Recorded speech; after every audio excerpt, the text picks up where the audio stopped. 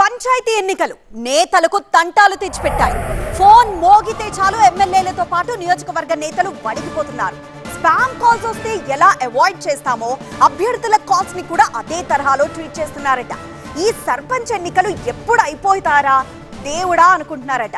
ఇంతకీ వాళ్ళకొచ్చిన చిక్కేంటి? Phone lift చేయడానికి వచ్చిన సమస్య ఏంటి? ఎలక్షన్లంటేనే డబ్బుతో కూడుకున్న పని. నామినేషన్ వేసిన దగ్గర నుంచి ఫలితాలు వచ్చే వరకు ఒకటే ఖర్చు. మైనర్ పంచాయతీల నుంచి మొదలుకొని మేజర్ పంచాయతీల వరకు ఏ గ్రామమైనా సరే ఎలక్షన్లంటే లక్షలు ఖర్చు పెట్టాల్సిందే. కొన్ని పంచాయతీల్లో ఒక్కో అభ్యర్థికి 50 లక్షల నుంచి ₹1 కోటి వరకు ఖర్చవుతుందని స్వయంగా అభ్యర్థులే లెక్కలు వేసుకుంటున్నారు.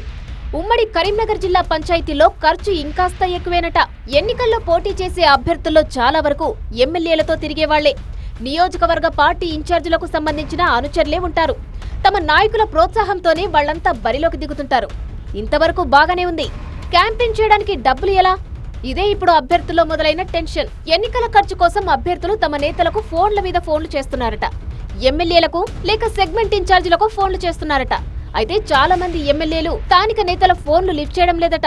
ఒకవేళ ఫోన్ లిఫ్ట్ చేసినా సార్ బిజీగా ఉన్నారని అనుచరులతో చెప్పిస్తున్నారట. నువ్వు పోటీ చేయి, నేను చూసుకుంటా కదా అంటూ మొన్నటి వరకు హామీ ఇచ్చిన అధికార పార్టీ నేతలు ఇప్పుడు తప్పించుకు తిరుగుతున్నారట.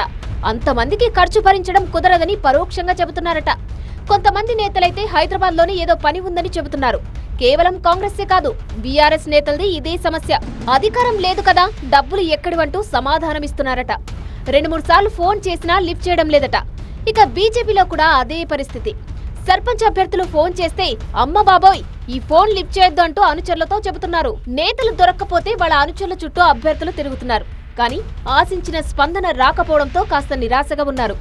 మంత్రులు మాత్రం సెయ్యి అంటున్నా, ఎమ్మెల్యేలు మాత్రం నెయ్యి అంటున్నారు. ఇంతమందికి డబ్బు ఇవ్వడం కుదరదని ముఖం మీదే చెప్పేస్తున్నారట. ఏదో ఒక సమాధానంతో దాటవేస్తున్నారట. దీంతో ఏం చేయాలో అర్థం కాక తలలు పట్టుకుంటున్నారు అభ్యర్థులు.